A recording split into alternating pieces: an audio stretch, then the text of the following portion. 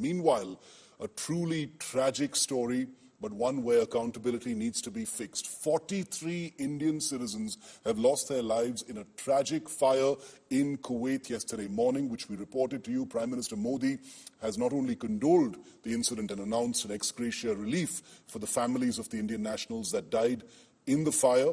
A Minister of State has been rushed to Kuwait to help. Take a look at this report.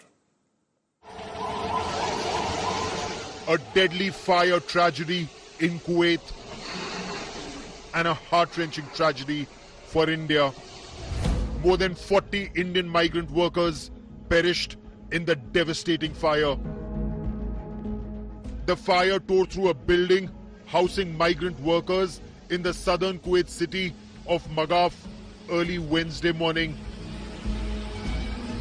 The building is there where the accident happened around 4:30 to 5 o'clock, and around 195 people were there in the building, and most of them were evacuated. Around 49 people have been reported dead.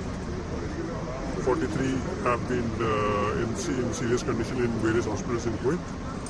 So this is at present what is happening here. أعداد الوفيات جاري حصرها هي العشرات، يعني تقدر أكثر من 40 شخص مع الأسف. جاري حصرها أن هناك حالات تم نقلها كإصابات، لكن هي في العناية المركزة في بعض المستشفيات. ما نقدر نصرح حاليا لين إتمام وإعداد التقرير الفني النهائي ويسلم إلى جهات التحقيق والسلطة القضائية. Majority of the victims are from Kerala. Their families are devastated. Ranjith 10 വർഷക്കാലമായി കുവൈറ്റിലെ ഈ കമ്പനിയിൽ work ചെയ്യുകയാണ്.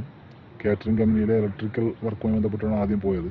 ഇവിടെ രഞ്ജിത്ത് ഈ അപകടത്തിൽ പെട്ടു എന്നുള്ള വിവരം ഇന്നലെ രാവിലെ തന്നെ കിട്ടിയിരുന്നു. ഇന്ന് വെളുപ്പിനെ 2:00 സംഭവം സ്ഥിരീകരിക്കപ്പെട്ടു.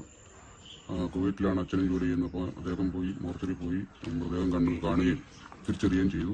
പയ്യൻ പോയിട്ട് ഇപ്പം ജൂൺ 5-ാം തീയതിയാണ് പോയത്. ഒരു ബുധനാഴ്ച പോയി, അടുത്ത ബുധനാഴ്ചയാണ് ഈ ദാരുണമായ സംഭവം ഉണ്ടാകുന്നത്. The fire originated in the kitchen of one of the lower floors of the 6-story building housing more than 100 Indians.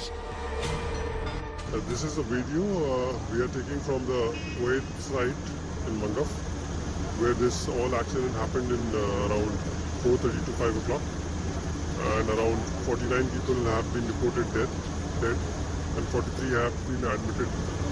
So presently the investigation is going on.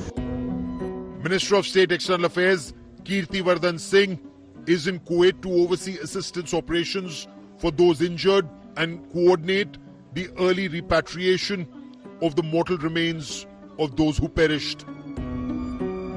The situation is that the victims are mostly burn victims, and some of the bodies have been charred beyond recognition. So a DNA test is underway to identify the victims, and the Air Force plane is on the ready, and as soon as the bodies are identified, their kin will be informed. It's a reminder, sadly, of how much our migrant workers suffer when they go abroad hoping to make something to support their families at home.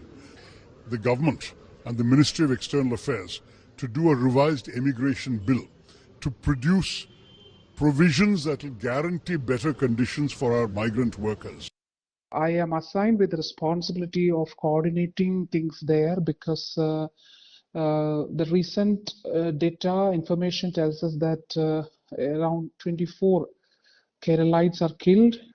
Many are in different hospitals. They are admitted in the hospitals. So our government, the Norca Route Cell, has already established and helped us there, and also they are coordinating with the Indian embassy there. Kuwait government accused real estate owners of violation and promised strict action.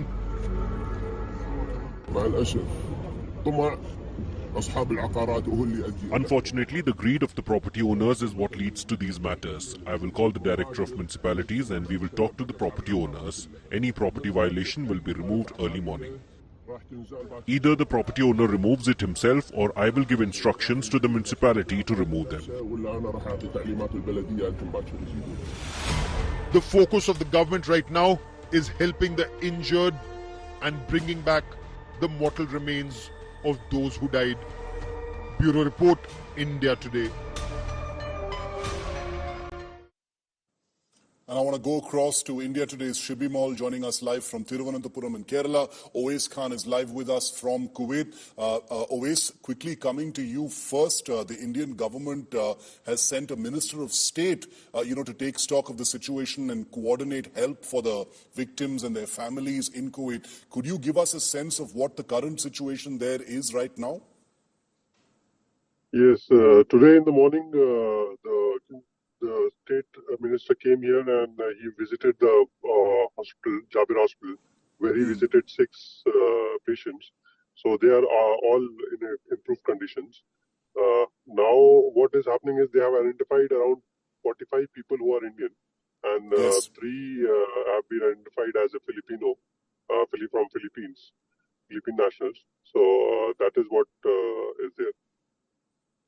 All right, Owais, stay with me. Shibi Mall is also with us live from Thiruvananthapuram. Shibi, the priority on the identification of many of the deceased has been completed. The families have started getting information. The priority now, of course, is on bringing the mortal remains back and ensuring the injured are getting the treatment they have. What's the update on that?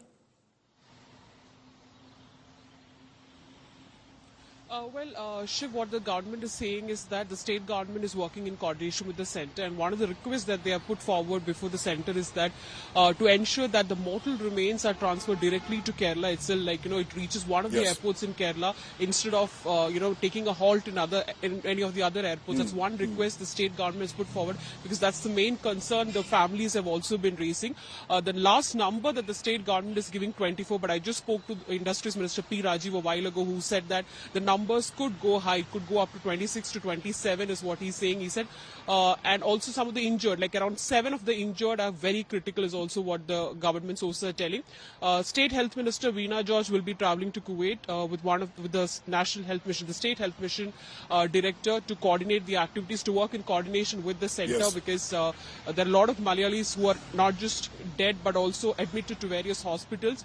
She will be travelling as she's the minister in charge of Pathanamthitta district, and most of the deaths reported in Kerala are natives of Pathanamthitta district. So very, very tragic incident. Some of the families were saying that some of them got to know about the death news by seeing the photographs on various media platforms. So very tragic news coming in, with more than around 25-26 people coming, a lot of them from Kerala itself.